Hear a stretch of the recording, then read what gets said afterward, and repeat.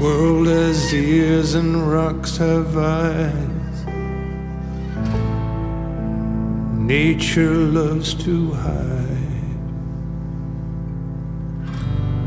World is a bush full of fiery eyes. Nature loves to hide.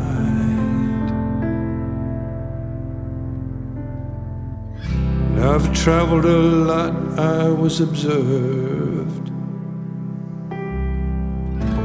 I was observed and unaware. I've traveled a lot unaware. I was observed, I was observed.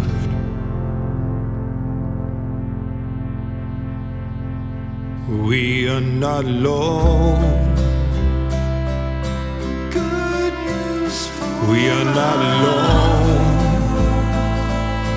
Good news. We are not alone.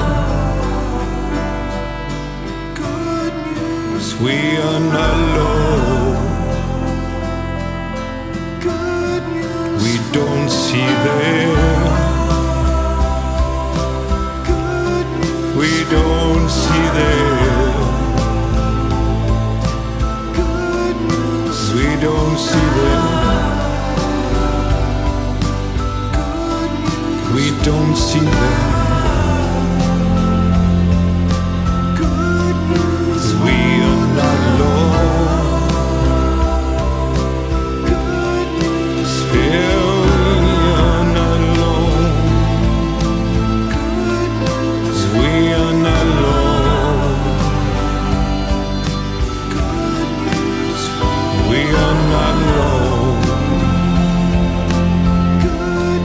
We don't see them. We don't see them. We don't see them. We don't see them. We are not alone. Yeah, we are not alone. Yeah, we are not alone. Est-ce qu'on entend?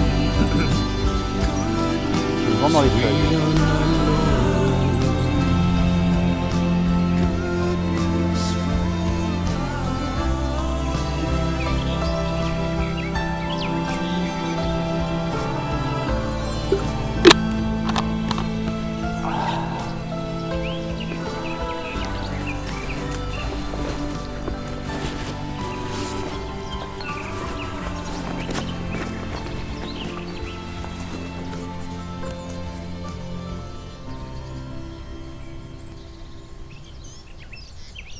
Bienvenue dans Lecture en nature.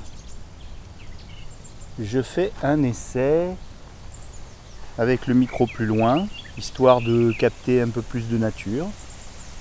Alors vous verrez, vous entendrez peut-être ma voix un peu loin, mais j'espère que ça sera intelligible. Bon, en tout cas, si ça ne l'est pas, je ne le publierai pas. Voilà. Alors je vais lire un livre d'un auteur qui est intéressant parce que il écrit de façon très cultivée, c'est quelqu'un de très cultivé, donc forcément on a tendance à l'admirer, peut-être un peu trop. Et cet auteur, en fait, a beaucoup de respect pour ses pairs. Il ne se considère pas comme un classique. Mais il est gourmand, quoi. Il est comme moi. Et il est parti vivre des choses pour les décrire et les nourrir de ses connaissances littéraires, essentiellement.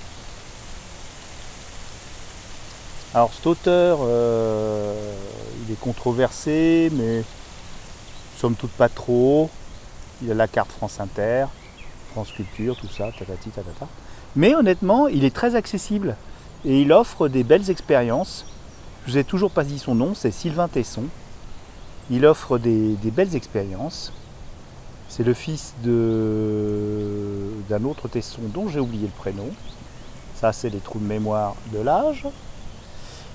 Et donc, il est plutôt un gars qui va sur le terrain. Et justement, il avait donc écrit dans les forêts de Sibérie.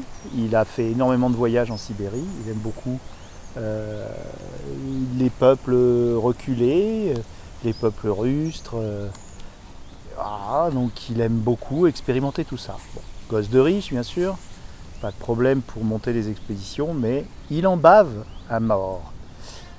Suite à un accident idiot, donc au cours d'une beuverie, il a donc des problèmes physiques assez douloureux, mais il a lutté énormément pour s'en remettre. Et il a écrit 2 livres depuis. Il a écrit sur les chemins noirs de la République, je crois, ou sur les chemins noirs tout court, je l'ai lu.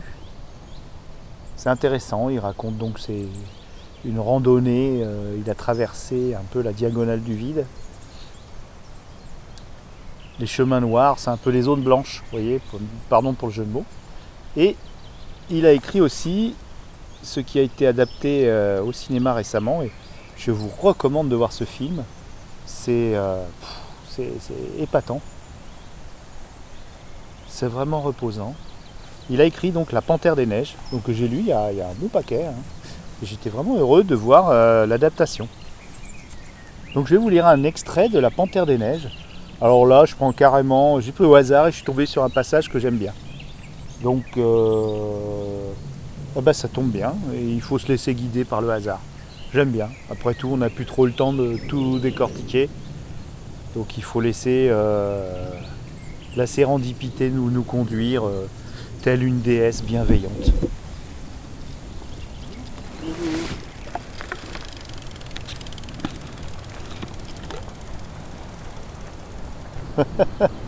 Voilà, donc c'est de la fantaisie, ce que je dis. C'est pour mettre de la magie là où il n'y en a peut-être pas. Voilà. Donc La Panthère des Neiges chez Gallimard de Sylvain Tesson, qui a dû sortir en poche probablement depuis. Parce qu'il n'est pas tout jeune. C'est sorti quand? Ah non, 2019. Bon, en fait, il l'a écrit pendant le tournage du film, qui est une sorte de documentaire. Donc forcément, oui, je suis bête. C'est sorti en 2022,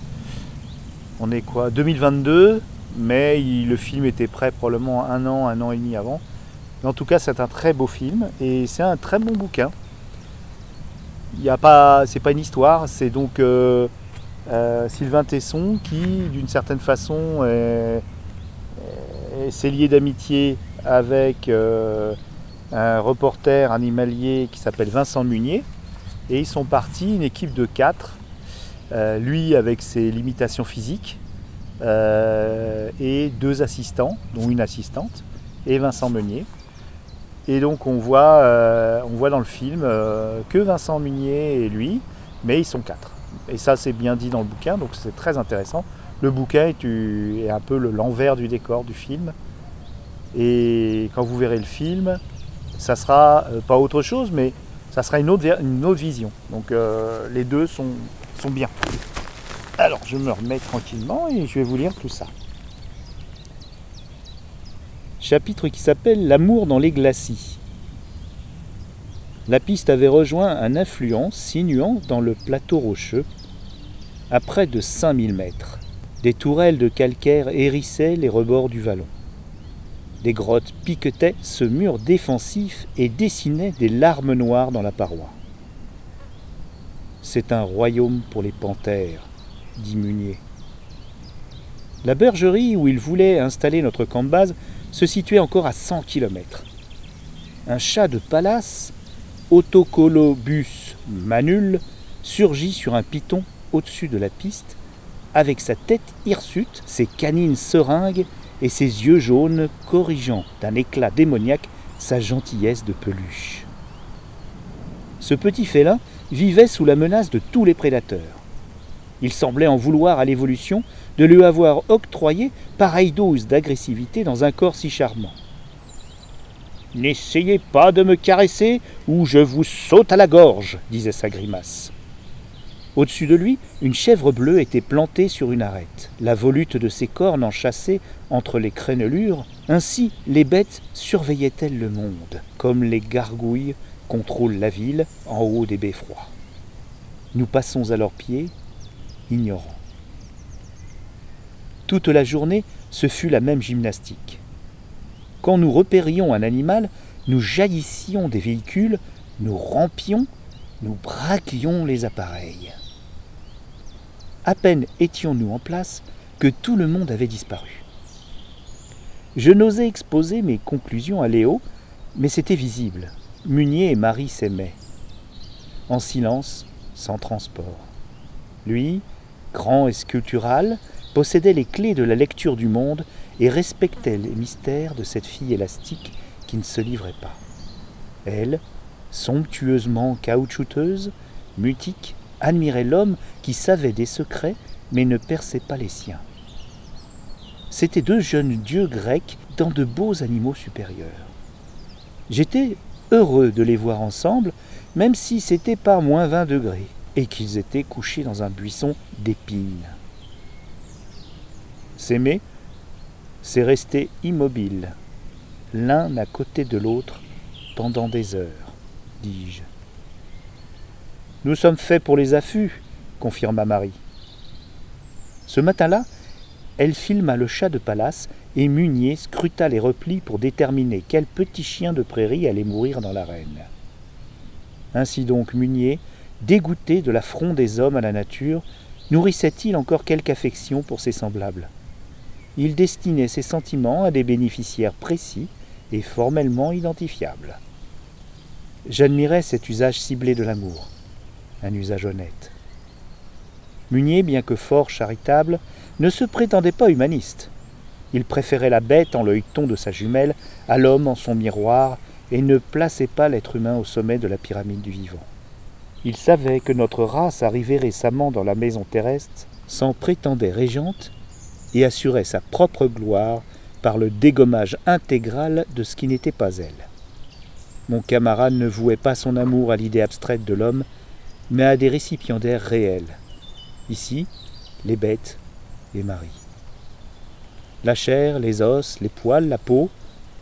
Avant les sentiments, il lui fallait quelque chose sous la main. J'avais aimé quelqu'un, moi aussi. L'amour avait fait son office, tout le reste avait disparu. C'était une fille tiède et blanche qui vivait dans la forêt des Landes. Nous faisions des promenades dans les allées le soir. Les pins plantés 50 ans auparavant avaient colonisé les marais, prospéré derrière les dunes et diffusaient un parfum âcre et chaud, une sueur du monde. Les pistes étaient des rubans caoutchouteux sur lesquels on avançait souplement. « Il faut vivre à pas de sioux », disait-elle. Nous surprenions les bêtes, un oiseau, un chevreuil. Un serpent s'enfuyait.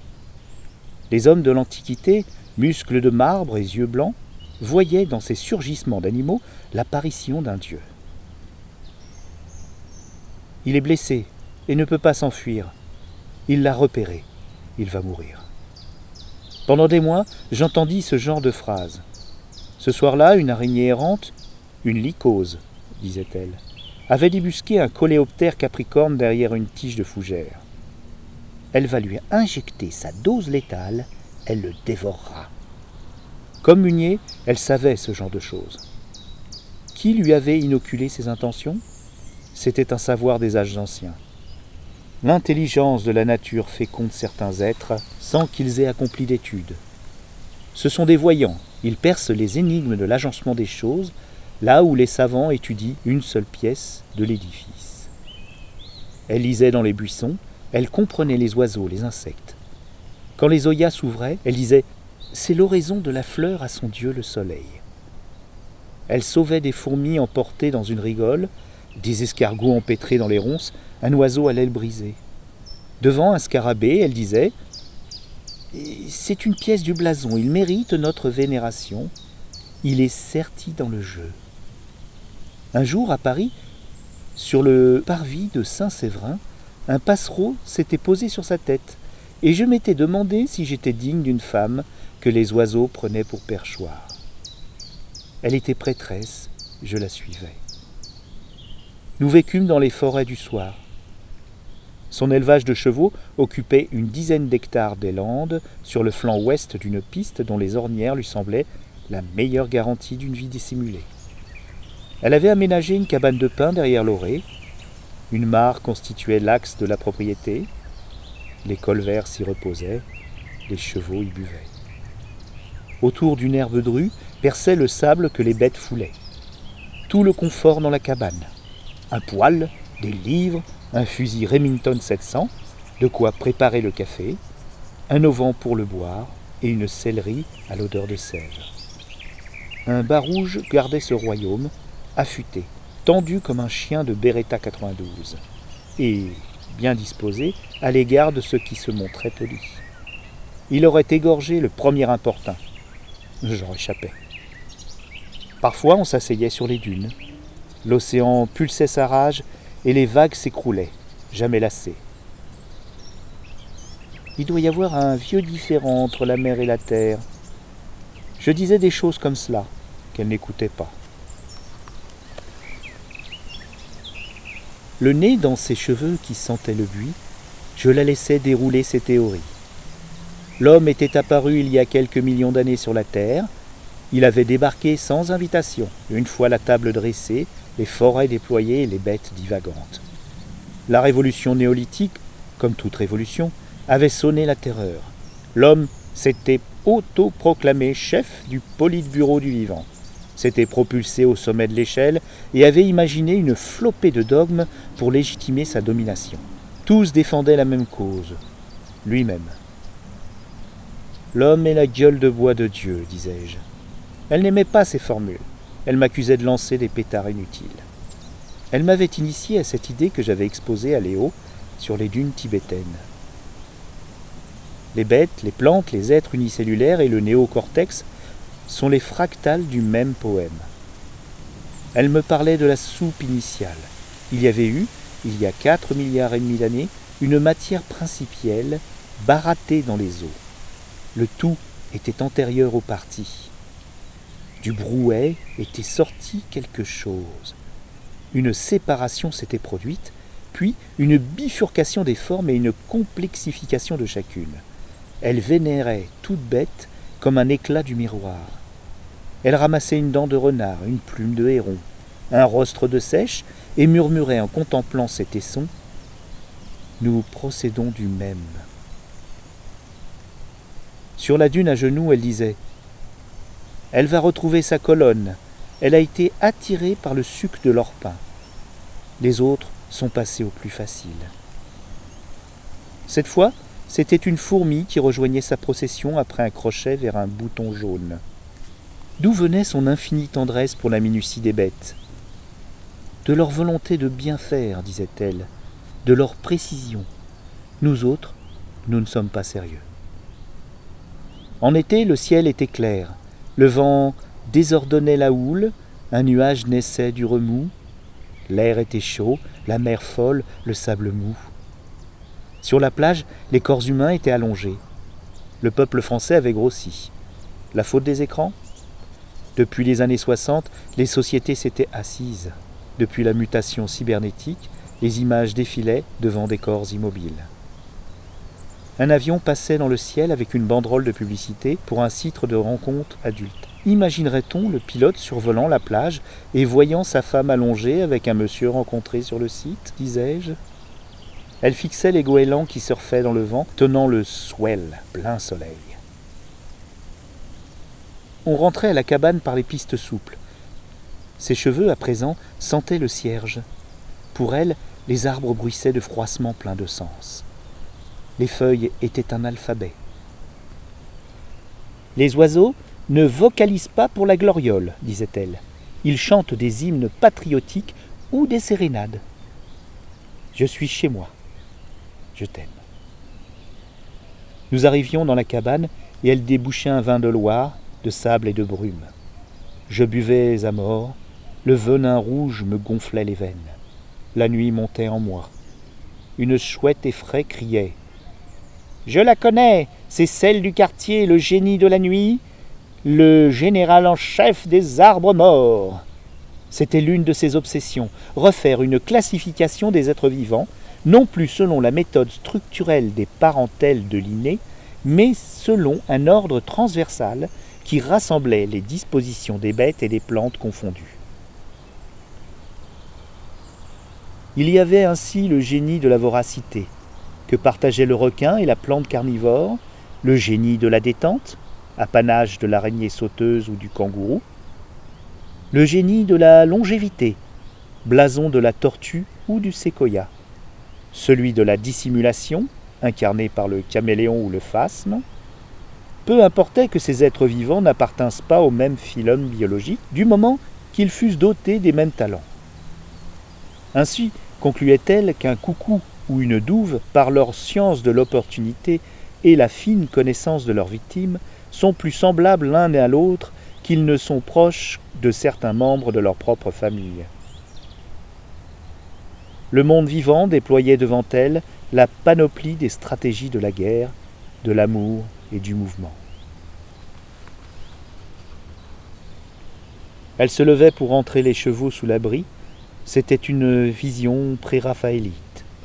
Une femme lente, dure, claire et précise, allant sous la lune, suivie de son chat, d'une oie, de chevaux sans licol et d'un chien. Manquait une panthère sous les constellations. Tous glissaient la tête haute, sans frôlement ni bruit, sans se toucher, parfaitement alignés et parfaitement distincts, certains de leur direction. Une troupe en ordre. Les bêtes s'étaient mises en mouvement comme des ressorts au plus léger frémissement de leur maîtresse. Elle était une sœur de saint François d'Assise. Si elle avait cru en Dieu, elle aurait rejoint un ordre de la pauvreté et de la mort, un communisme mystique et nocturne où l'on se serait adressé à Dieu sans les intermédiaires de la cléricature. D'ailleurs, son commerce avec les bêtes était une prière. Je la perdis. Elle ne voulut pas de moi parce que je refusais de me livrer pieds et poings liés à l'amour de la nature. Nous aurions vécu dans un domaine, dans une forêt profonde, une cabane ou une ruine, dévolue à la contemplation des bêtes. Le rêve s'évanouit et je la vis s'éloigner aussi doucement qu'elle s'était avancée, flanquée de ces bêtes dans la forêt du soir. Je repris ma route, multipliant les voyages, sautant de l'avion pour reprendre le train, et glapissant de conférence en conférence, et d'une voix pénétrée, que l'homme aurait tout intérêt à cesser de s'agiter. Je courais la terre et à chaque fois que je croisais une bête, c'était son visage enfoui qui m'apparaissait. Je la suivais partout. Quand Munier m'avait parlé de la panthère des neiges, sur les bords de la Moselle, il ne savait pas qu'il me proposait d'aller la retrouver. Si je croisais la bête, mon seul amour apparaîtrait, incorporé à la panthère. J'offrirais chacune de mes rencontres à son souvenir des faits.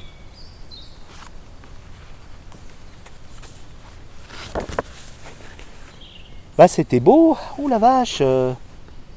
Je me souvenais fortement de ce passage parce qu'il parle d'amour, d'un amour qui a priori tient une grande place dans sa longue vie.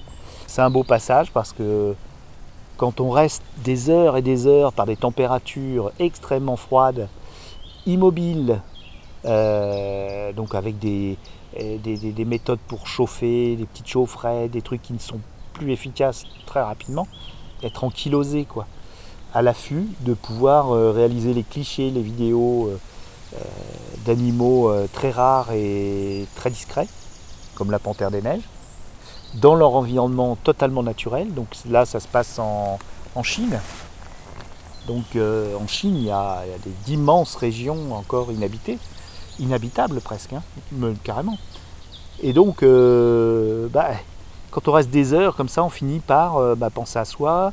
C'est un voyage intérieur immobile, pas complètement immobile parce qu'il faut les faire, les dizaines et dizaines de kilomètres pour trouver des points d'observation. Il faut s'éloigner des moindres endroits habités, on se retourne sur soi et c'est ce qu'il écrit. Donc moi je trouve qu'il a une belle plume.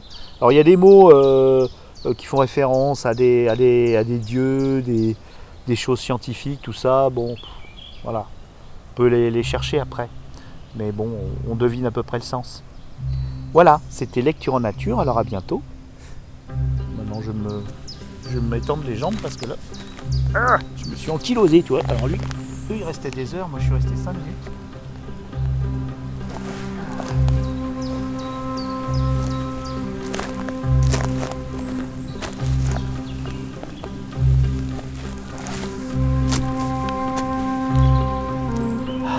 C'est un beau point. Je sais pas si je saurais le retrouver, c'est ça le problème. Bon allez, on repart.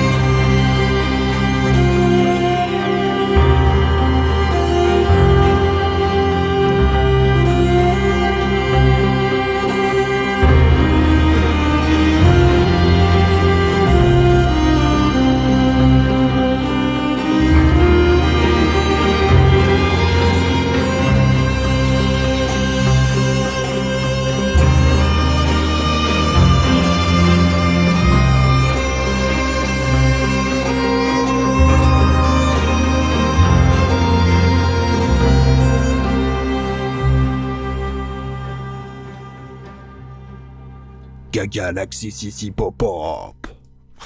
Bon, ça c'est la déconne. Galaxy Pop. Galaxy Pop.